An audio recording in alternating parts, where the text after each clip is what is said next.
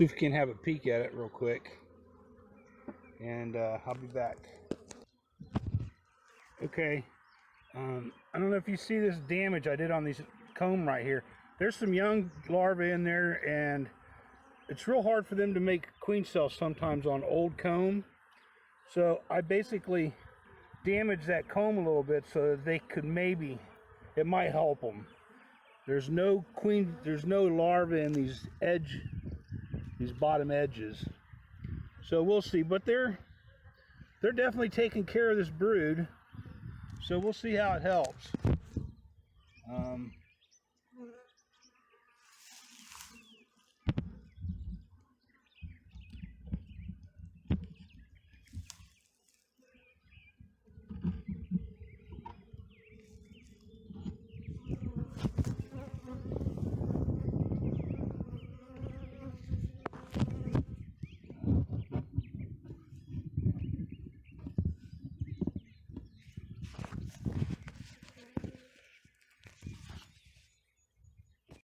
Okay, this is the outer hive. We're going to take it.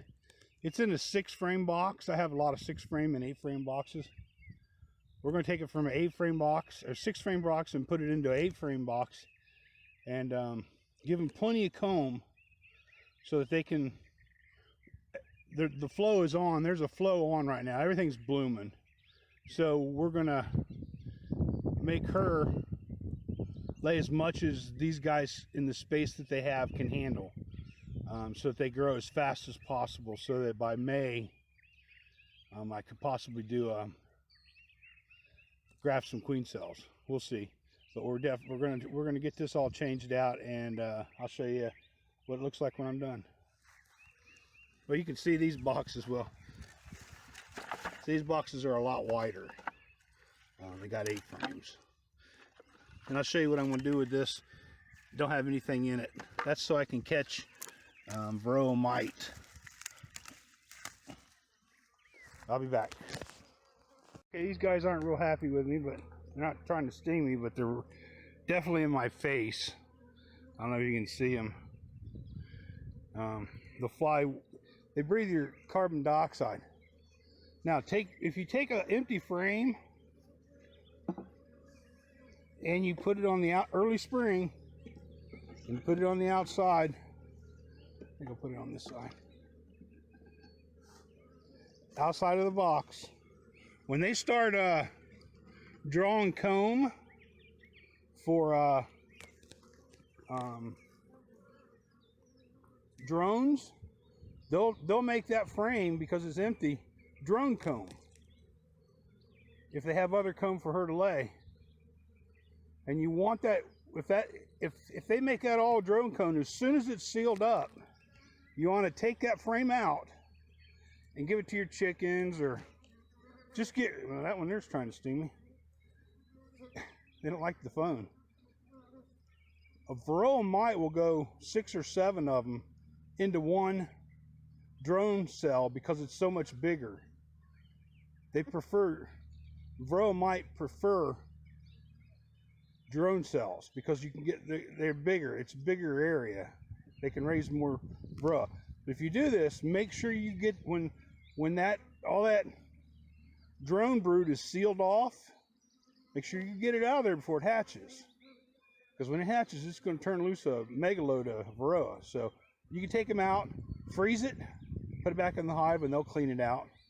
And you can just let it do it again.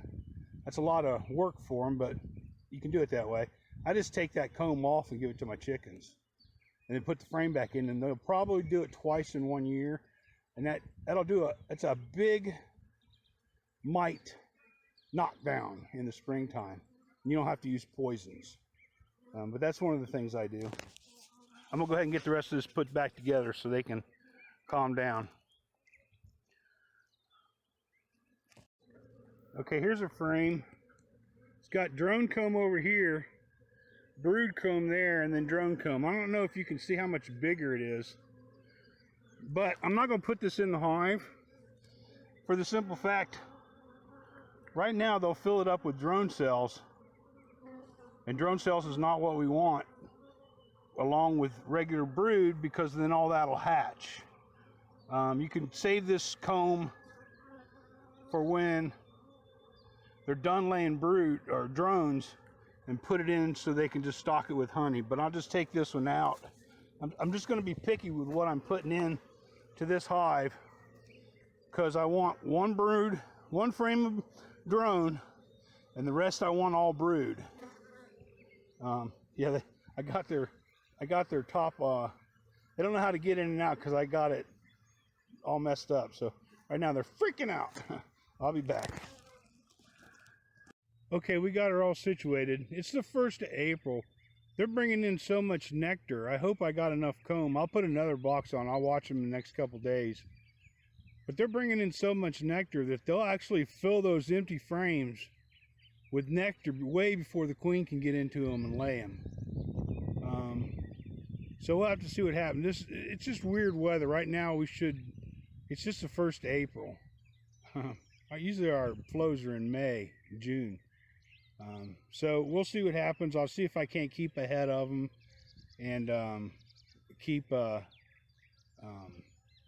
trying to get comb in here for the queen. I have one frame in there that doesn't have any foundation. It's just a free hanging comb, and it's got a lot of edges on it that they like to use for swarming. I'm hoping she can get into that one and get it laid up, because I can take that one and move it to the other hive over here, and it'll be easier for them to make a queen cell out of. But if not, we'll just keep the other one alive until we actually have queen cells to put one in it. But yeah, we'll go from there. And I'm also going to I'll show you how if you wanted to take this hive and do a 3-way walkway split, if you do the board that blocks the entrance right, I'll show you what it looks like, and then I'll show you when I split this how easy it is to take one hive and make it 3 without having to move them anywhere, or without having to take your other hives off 2 miles so the bees can reorientate. You can just do it this way and then just separate the hives over the summer, and then you have 3 hives. It's pretty easy. But I'll show you that as we go here. All right, I'll be back. Here's what you want to have. You want to have 2 pieces of wood, a middle entrance and one on each end. And then I'll show you in later videos how to do that split. All right, it's April 8th and we started another batch. We got 36 in there, and I have to leave this hole open so I can dump water, but as soon as the water dries up on the hole, I'll move eggs back in it. And I'm going to stack a couple eggs just to see if they hatch. I'll mark them somehow when it's time to take them all out of the rack. But I'm going to just see if, because they're going to move stacked like that. That one's got something on it. I don't know what's on it. It probably won't hatch anyhow. But anyhow, yeah, we're going to see how many we can get to hatch this time. These are 3 days worth, and they've all been sitting big side up in cartons, so we'll see what happens. All right, well, we're going to go into this hive again. It's the next day. I got one scout out here, or one little guard bee is being a little aggressive.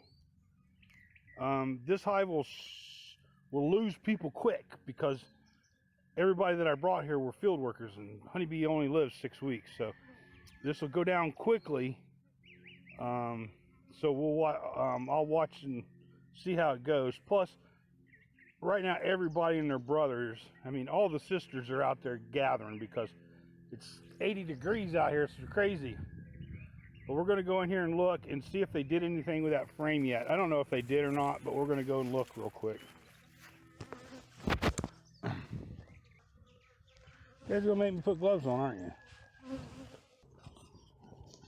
I hate cell phones. Sometimes they're so touchy. The spots I fixed yesterday, they already fixed them. So I found 3 more grubs that are very small. One there, one there, one there. And I destroyed the combs so that they can make a queen cell if they want. I don't think they might not be able to because there's not enough young bees. A lot of these bees that are left are just older. They're going to take care of this brood, but I don't know if anybody can fix it.